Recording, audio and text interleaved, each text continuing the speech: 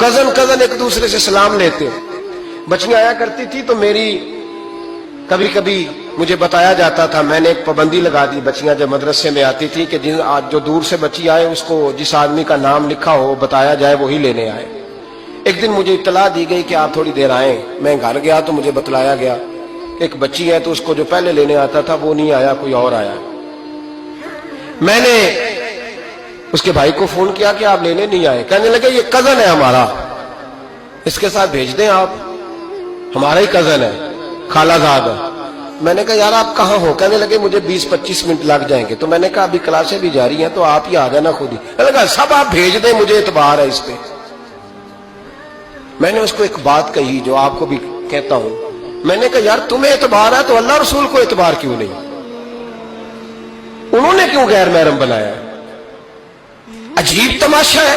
مجھے پھپھی ذات پہ، خالہ ذات پہ، ماموں ذات پر اعتبار ہے، نبی پاک کو کیوں نہیں؟ آپ کو زیادہ پیار ہے لوگوں سے یا نبی پاک کو امت سے زیادہ پیار ہے؟ کیا مطلب تماشا ہے؟ کیا مزاج بنا لیا میں نے اور آپ؟ نبی پاک نے ایک شخص پر اعتبار نہیں کیا، پر میں اس سے پردہ کرو.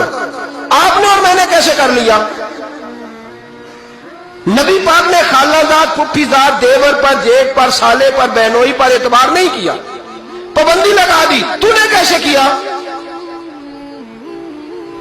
تیرے دل میں زیادہ درد ہے، تو زیادہ دین کو سمجھنے لگا ہے، انسانیت زیادہ اچھل آئی ہے تیرے اندر.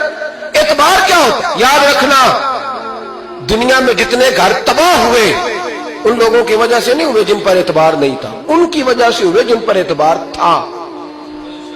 گھر کا بیٹی لنکا ڈھائے، بار والے آ کے کبھی بھی گھر میں کوئی نقب زنی نہیں کرتے، جب بھی کرتے اعتبار والے کرتے.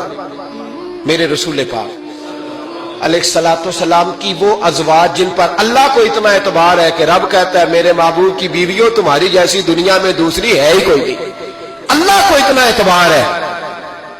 لیکن ایک نابینا صحابی آئے تو حضور کی 2 ازواج بیٹھی تھی تو نبی پاک نے فرمایا پردہ کرو. یا رسول اللہ وہ تو نابینا ہے. فرمایا تمہیں تو نظر آ رہا ہے نا، تمہاری آنکھیں تو کھلی ہوئی ہیں.